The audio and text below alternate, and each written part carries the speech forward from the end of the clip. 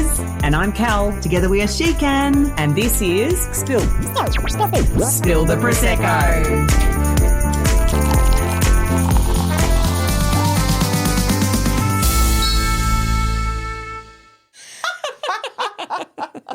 So let's just so this episode is brought to you, but not really brought to you, by Pizzini, which is hands down. We have so many good memories at this winery in the King Valley. many. I just see the word Pizzini and I get so excited. Obviously, we love the King Valley, and we've done so many long weekends in June there in the Valley of the Kings. We have. That place is a vibe, and if you get the opportunity, please go there. And if Katrina wants to sponsor us, I was going to say if you shout out. if you can tag them, we are still looking for a season sponsor. Yeah. And I've just recently done a cooking class at Pizzini. Yes. Yeah, I did gnocchi and pasta making there, and it was so much fun. Yeah, it's definitely a vibe. And we are wearing, speaking of pasta, these are our favourite ever tops in the world. We've always said, what are your three favourite what are your three favourite things? And we're like, it all starts with P. Yeah, it was always the 3 Ps. Yeah, 3 Ps. Pizza, pasta, Prosecco. And so when we have a T-shirt. When we saw these shirts, we were like, yeah, we're definitely doing the shirts. And then we thought, we'll just go like full uniform. And so we've paired them with our beautiful tour collective. Yeah. Which is beautiful Anna, who owns the Dream House where we are recording. It's her brand. So now I feel so relaxed. I'm sitting here in this. Yeah. I actually am even going to cross my legs. Yeah, that's how relaxed I am. We're feeling this the activewear vibe. Yeah. So we popped the bottle. Pop the bottle. So episode 3. Main pour. The main pour is all around our very first 2-day event. Oh, my God. Gosh, winding the clock back, I do believe, I probably should have checked this, I do believe it was June or July 2016, maybe something there. Here's what I remember. See, I love that you remember that. So here's what I remember. I remember we bought them texters. Mate, people used to get journals and texters for a long time. Like a packet of texters. Yeah. I also remember I had purple hair. Yep, you did. I remember I bought my top from Sportsgirl. And I loved the top that I wore. It had that tail thing. Yeah. See, isn't it so funny? Yeah. I remember we loved the venue. It was Lyndon Warra. It was at Melwa. Stunning. Let's talk King Valley. It's been in our blood forever. Such a stunning venue. And I think that was also one thing that we'd committed to. We didn't want concrete rooms. We didn't want conference rooms. We always wanted our events to be somewhere where you could look out a window and see nature and go outside and ground your feet and be in the sun. And so our 3-hour events were more in those conference room type environments because they just had to be. But, yeah, we always wanted a kind of luxurious feel. And I also want to just preface right now is that this was 10 years ago. Events before events. Retreats before retreats. Yes. Like every man and their dog are doing retreats now. In fact, we called this event the 2-Day Escape. We did. Because that was the vision for women. Absolutely. Time out, yes, do some learning, but be in a beautiful space. Be somewhere you've potentially never stayed before. So we know some of the attendees of this event, this was the most luxe accommodation they'd ever stayed in. Absolutely. And it was also because we wholeheartedly and still do believe that immersion events are where you get your greatest growth, where you can step out of your everyday life. Yes, cheers to that. Everyday life, step out of your everyday life and just focus on you. And we still stand by that, absolutely. I guess what led up to the 2-day event, though, was enough free 3-hour workshops that we probably constantly sucked at. Oh, yeah. To get what was going to be capped at 20 women. Yeah, so the goal was 20 women in the room. We would, we would have always ran that event regardless of how many. Yeah.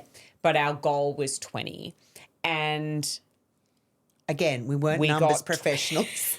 We got 21. Yes, 21. And we clearly didn't realise that until the actual time. We clearly had extra packet of texters. So we knew to pack spares. Actually, now I think about that, I think we found that out like on the Thursday. Oh, good. Okay, I was going to say, that's interesting. And it was to do with, we would cross-check registrations with the Facebook group, and it just, anyway, we were not great on systems back then.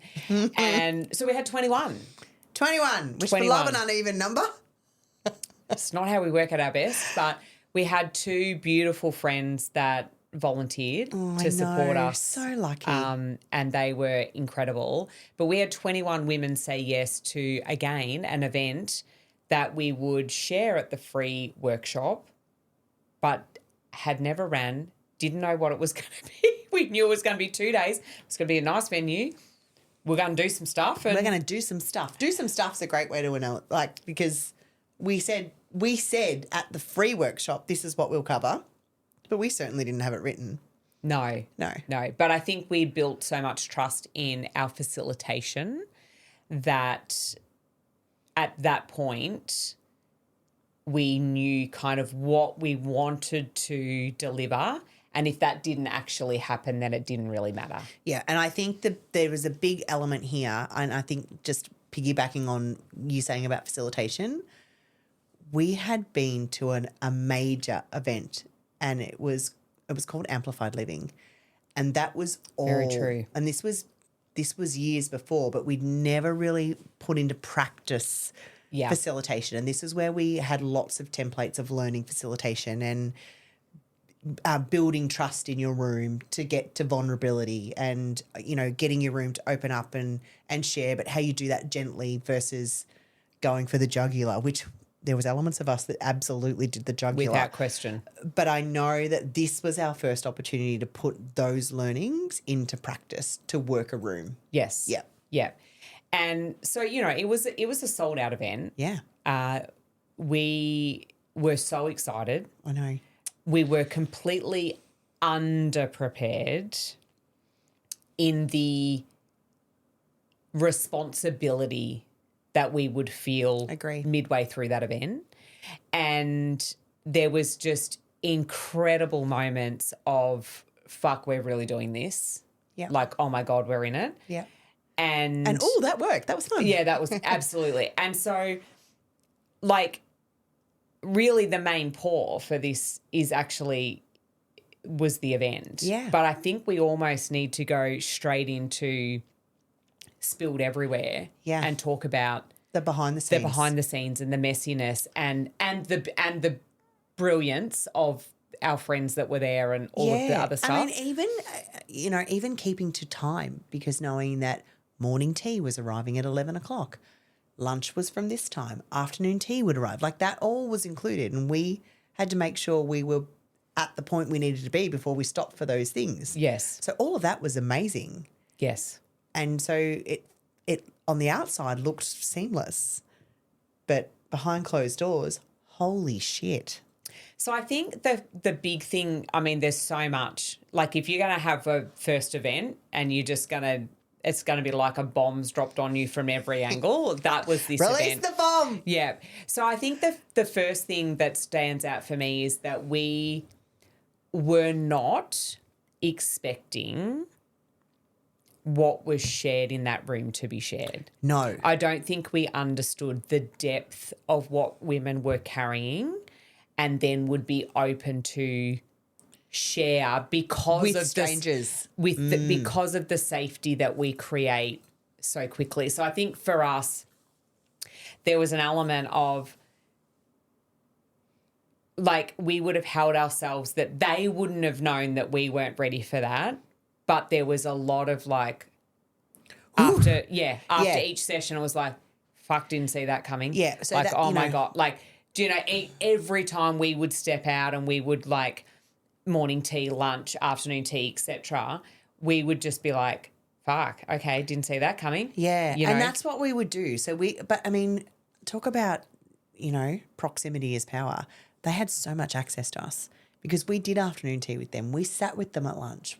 Absolutely. So that was something we had to learn, to get out, move away, reset. So we would go back to our room. Oh, to be for a benefit of the room. For the benefit of the room. Absolutely. So we would, we'd quickly go to the bathroom in our motel room or in our suite, wherever we were, and we'd be like, oh, okay, wasn't expecting that, like you said before, let's reset that. Let's, where do we want to take this in 4 minutes? And then quick, okay, now game face on, back out there, be authentic, hang out with them, have a cuppa. And I mean, the other thing too is that there were other women in the room that weren't there to take on everyone else's stuff. So you had to ensure that not only was the person sharing okay, agree, but that the other women in the room that were holding the space for that. And so that was, I think, there's so many different elements to that, because it was like, holy fucking shit, this is what we're doing. And this is what's going to happen. Because if this is happening on the first one, it's going to, grow from there. 2, oh my gosh, amazing how incredible these women have this space now that they feel like they can be heard and be safe enough to share. Yeah. And then it was also like we don't have the qualification. Yeah, that weight. Like, we don't have the certificate on the wall. Are we equipped to do this? Yeah. And there was so much. There was so much. And I also think about what we thought would be light and fun for some was heavy and daunting and call me an ambulance because I'm about to have a heart attack. So that knowing that we've got a plan of how the event's going to run and we want a beautiful mix of light and shade and all the things. Very true. But light for some was shade and shade for some was light. So knowing that at any point you might have someone, no way I'm out, and we're like, this is the fun part, but it wasn't for them. So having to learn really quickly that no one's in one box. No, and so I think we're doing the roller coaster the entire event. And I think that was the depth of our events and still is because every woman is different. And challenged in different ways that for some people could be really relaxing, like a paint and sip, can trigger the shit out of someone else. And it's just like, but what we have now come to know is that there is always an opportunity for that woman to learn, what can I learn in this moment for myself? Yeah. And like, why am I being so triggered, or why is this so difficult, or why am I so frustrated? Yeah. And why have I just walked in the room and I'm crying? I don't understand. Yeah. Why am I crying and I just walked in the door? One thing that I do regret is that we never took photos on their way in to a photo on their way out, because women would change visually like they were 10 years younger. I so agree with that. Like, we will get to it, but when you even look at our team, we found a photo of a beautiful client this morning and we were like, oh, send that to her. And I have not, and I will do that. But yes. But, just that once you have done the work, you cannot go back to where you started. No. You will never. Yeah. And it's like a stretched T-shirt. It just never goes back. And we just witnessed it. So there was this mix of high rush adrenaline, because it's like, oh my God, this is working. This is so good. With a monstrous side serve of the fucking sheer responsibility. Okay, well, XYZ's here. What do we do? How do we bring that back up? Because we've got 2 days. 48 hours is not a long time for a breakthrough. But we watch people have multiple. You want them to have, because often for what happens is there's a breakdown. Yes. And then you got to put them back together so they've got the breakthrough, right? And you're not really responsible, but you are. But you created the space. Absolutely. And so we also ran with a money back guarantee. Oh my God. Whose brainchild was that? I can tell you, but like if you weren't feeling like you were getting your value for money, you could come and see us at the end of day 1, was it? Yep, day 1. And you could get your money back. And first event, as we said, things are being shared. Oh my God, and we were as running on adrenaline. This is working. This is amazing. And we had someone come to us at the end of the session on day 1. Mm-hmm. Or lunchtime. No, I think it was lunchtime. Because we said see you out the day. Yeah, and she said, I don't think this is for me. I think I would like to get my money back. And we said, stay for the rest of the day. Essentially, that's what our contract said was Did we have contracts back we then? did. It was light on, but we had contracts. But essentially the guarantee was you had to see out the first day. Yeah. And she did. And she ended up being one of our most amazing clients and loyal clients and just still a beautiful human that we love and adore. Yeah. Absolutely.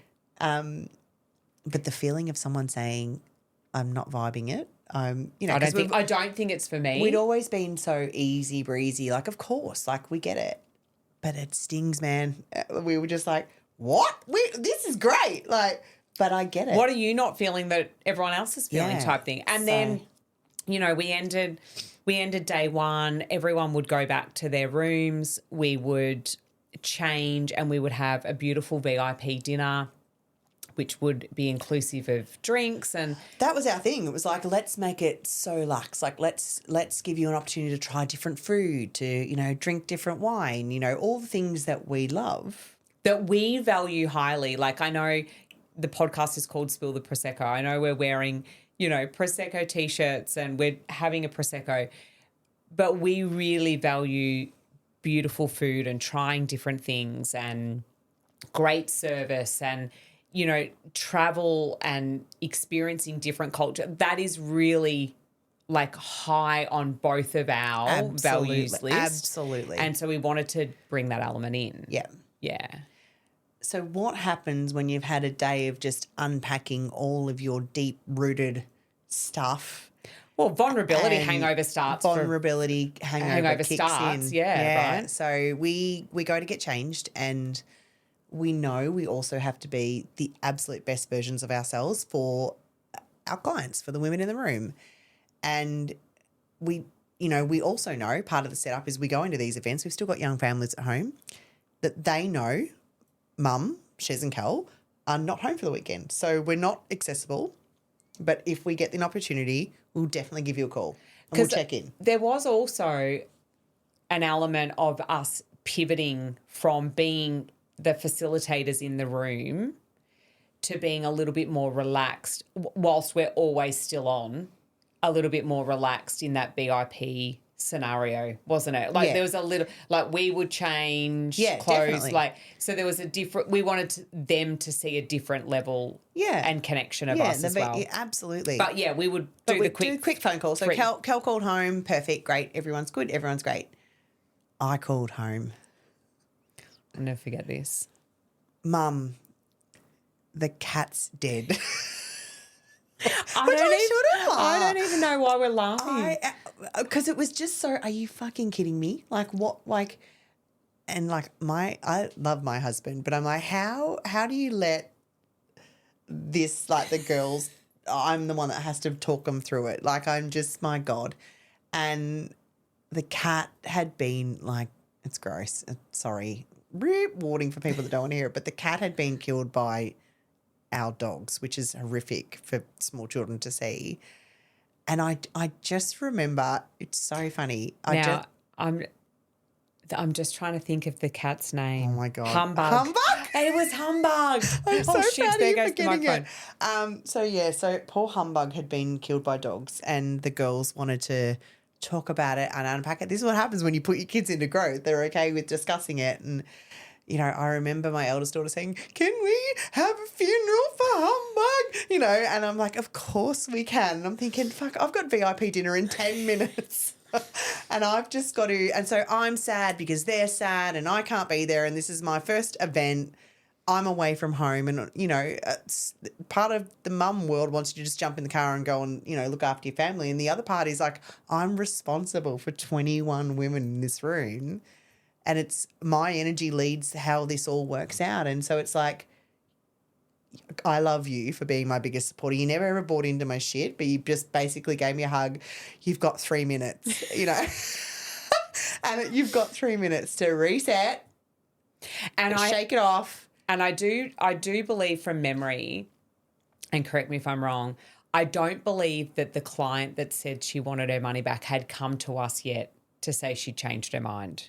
I think that was still hanging over our head. I still think we were like, I was like, what more? Like, I think we were like, is she going to be at the VIP dinner? Yeah. Will she be there in the morning? Yeah. We've got that pressure. Everyone else seems like they're having a fat time. This is heavy. Now we've got the dead cat. Yeah. And now we've got to put the smile on and, you know, and I think probably that was something that we did extremely well. Oh, my God. For it, like, forever. Still do. Yeah. It's being able to. I guess that is that behind the glass, you know, moving into this next thing to get to that beautiful VIP dinner and be completely reset and knowing that, I mean, that was fundamental choice. I knew that's what I had to do for the room in that moment. Yeah. So, but and just so, you being in my corner saying, mate, seriously. Yeah. You know, we've had so many conversations, which are often on speaker because we're trying to do 7 million other things with our children while we've been at events. Like, you know, we've been at events, we've had to deal with stuff. Yeah. We've been hosting our own events and just, I guess, backing each other and saying top job parenting in that space when you're, you know, 3 airplanes away or you're 6 hours away or whatever it looks like. Yeah. And I think, you know, when we look at the 2-day event, so at that point in time, that first 2-day event, we knew that there would be an invitation for those women, if they chose to, was to come to a 4-day event. And again, the 4-day event didn't exist. We had some ideas about what it is that we might want to do at the 4-day event. We at that time wanted to have some of our mentors come and, you know, I guess the invitation was going to happen before lunch on day 2 or after lunch on day 2? No, before. Before lunch. Because we would talk to them about it during lunch break. Yes, that's right. And so we didn't have a date.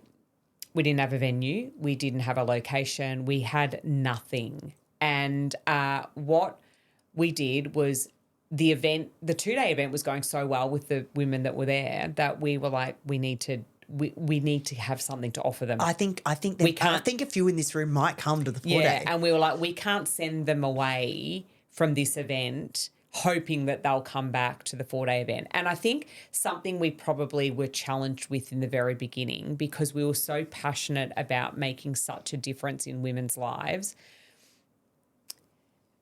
that the selling component of or inviting them to the next thing was often really challenging for us. Yeah. And so we had a very quick conversation with our 2 beautiful friends that were there and said, you need to get us a venue. We want, you know, this is what we're looking for, and we need a date, and we need you to go and research and, you know, roughly November, whatever it might be. And luckily she was in like, I think I might get married soon vibe. So she was all over the kind of feel that we wanted. And she suggested, there's this one. It's called Dreamers in Mount Beauty. And she showed us quickly Googled it, showed us and we were like, it's great. Find their next closest date to November, whatever we'd said. And so she literally went and stepped out and made phone calls. And I'm pretty sure she literally sort of just came back and just went like this. And I then created slides. In the lunch break? In the morning tea break. Yeah, in morning tea break, of course you did. And we delivered. Actually, no, I do believe it was lunchtime because I think we offered it before afternoon tea. Anyway, what we're trying to say is we didn't have a date, we didn't have a venue, and all of a sudden we've got a date, we've got a venue. We used our mentors' images, had not even spoken to them, didn't even ask them if they wanted to be there, but we told our room they would be. And we had 21 women there and 17 said that they would come to our 4-day. And we were absolutely blown away because I'm just trying to think of the value of the 4-day back then. It was a combination inclusive. It was everything. I think it was $4,000. Yeah, I think it was $4,000. Yeah, I think it was $4,000. And blown away. Absolutely blown away. And like we could not have been 2 more different people from that first event sitting on the stage to that feeling of I don't think that feeling has ever been refelt. And we've never written about it. Never. We never shared. We've never done a post about it. We've never shared. But essentially they said yes. The client that wanted her money back the day before, as we said, she became a very long-standing client, one of our favourite people, came to many, many events. And there was just so much learning in that. But I think the belief that we got about what we were doing, what our mission was just like concrete. I just feel goosebumped up again. Like it is one of those, and I just remember we'd closed up, we'd packed up, our two beautiful friends that had helped us had gone, and we just committed to sitting down and having a Prosecco, and we rang the mentors, asked them would they be a part of the 4-day event, but just shared who had said yes from the numbers in the room, and they were blown away. They were blown away. They're just like unheard of, 17 out of 21, just crazy numbers. And I think, there was still that little we're celebrating the money, and it's, because of the work that you were doing, but we knew that the value that we have provided in that 2-day was just going to be amplified in the 4-day. So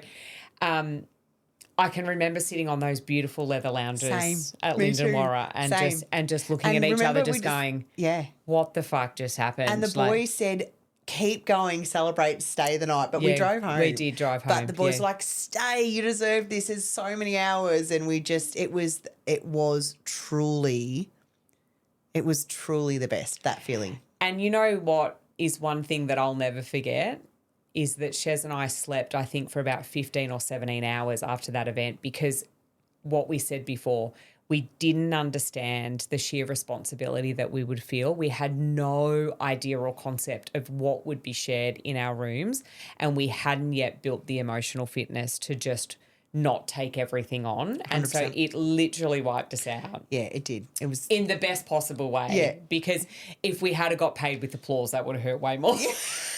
would have been different kind of sleep. It would have been a very, very different feeling. But that was the beginning of what was. That was where I was like, now we're doing it. Now we're doing it. Yeah. But if we go behind the glass, now I know some people do know this story, but if we go behind the glass and, we alluded to that amazing, beautiful VIP dinner, food and wine experience.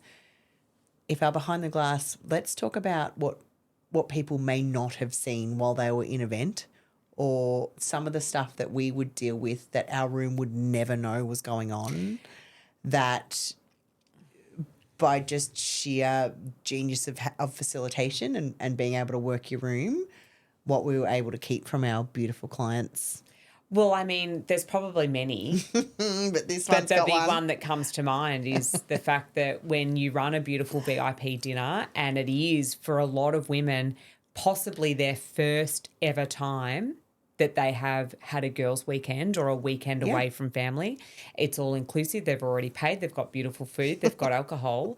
That on the Sunday morning, you've got people saying you need to do this. And they're stretching. And they're saying stretch. Which means you can't come out of this room because someone has vomited red wine all over the white carpet in the hallway because they've drank too much at the VIP dinner. Yeah. And they're out there bicarb sodaing the carpet to try to remove the stains. Like, it's funny now, but it was we were like, what the hell happens here? Like, who's in charge of the cleaning bill? Like, what? Well, it was that also, but there's all these things going on in our heads. There was also and then, an element of poor woman. Is she okay? Like, and there was we don't want the rest of the room to come out and witness and be like, oh, well, such and such just left the room before, and she's there was just so much to it. And so, as you said, behind the glass, there's been many things that have happened over the time. And so from that point on, the VIP dinner was the food, and if you wanted to buy a drink at the bar, you could. So we were learning as we go. We were, yeah. But, and I mean, I'm laughing now. We certainly weren't laughing at the time. But there's so much emotional release that happens in those events too. And as we said, if we could take just the before photo and the after photo, you'd see that visually in their face. Yeah. So, you know, the stack that, drinks, you Yeah. know, all the things. But I'll just never forget looking out the windows and then moving like butcher's paper Post-it notes across the exit doors so that no one could see. I'm just going to pop this here and we're just going to write this up about this. And it was just so that they couldn't see the girls out there frantic with the baking soda and the cleaning. Yeah, it was baking with the soda. red wine. That's right. Yeah. Yeah. Crazy. Anyway, Crazy. That was our first 2 day of many. But Yes. hands down, one of my favourite venues, honestly. It was stunning. I really did love it. Yeah. Yeah. Yeah, it was. Yeah. It's a beautiful, beautiful place. Yeah. All right. The spill. Where are we going? I'd love to talk about trends that you'd never wear. I don't know if this is a trend. Okay. Because we're sitting here in our Tor collective, our active wear bottoms, but I am just so anti wearing thongs with active wear. And you have been from the day I met you, that has been your thing. I mean, you in a past life, personal stylist. Yes. But you were anti-active wear and thongs even pre to that. Absolutely. And I remember when you said, it's Gold Coast, that's where we're going. And I'm like, I love you and I will watch avidly to see. And it's to this day, you have never put thongs on with your active wear. I just can't. No. And I mean, as I stare across at her Crocs in the room, that was a big step in our relationship. She sent a message before you see me. I said, shares a message and said, please still be my friend. I've just bought a pair of Crocs. But it's just one of those things. I don't know why. There's just such a disconnect for me, but I'm just can't do. Even like if I'd gone to the gym and I'd gone home, take my shoes off and I was like, I'll just whip to the supermarket. I'll put my sneakers back on. Correct. 110%. Yeah. Yeah. So anyway. Absolutely. That was that. What about, let's do a something you never thought you would wear? Because, Crocs. I mean, okay, good choice. But I know, like, I know even our fashion style through events has evolved. I mean, let's just appreciation post for the fucking heels. We used to have like the best shoes. The best shoes. The best wardrobes. The best. And no, now it's just not a chance. I just cannot do it. Not with my fucked up feet. No, not a chance. but I just, like the outfits were so. They were such a huge part of our brand and image, because we used to have women ask what they should wear to our events because they felt they needed to elevate themselves to come.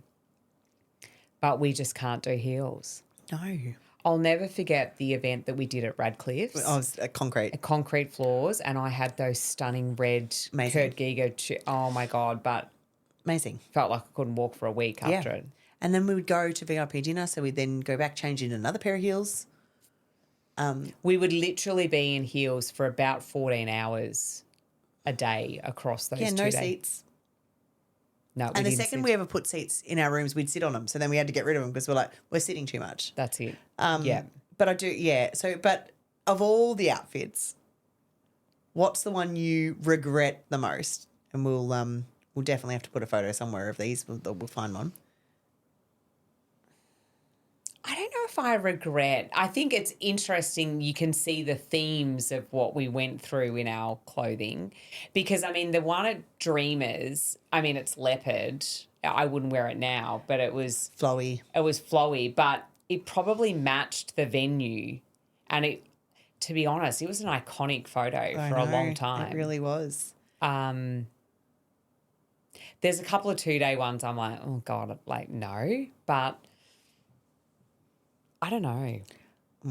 Do you know which one yours is? I still to this day don't understand why it was the activewear purple singlets for the very opener. Because we had no photos. Which is, I'm still like, how do we not think? Let's just quickly grab another photo. No. Like I don't know, but we didn't. Because they were the only professional photos. Because that was after our 16-week. Yep. Yeah. Thought we had to have a professional photo.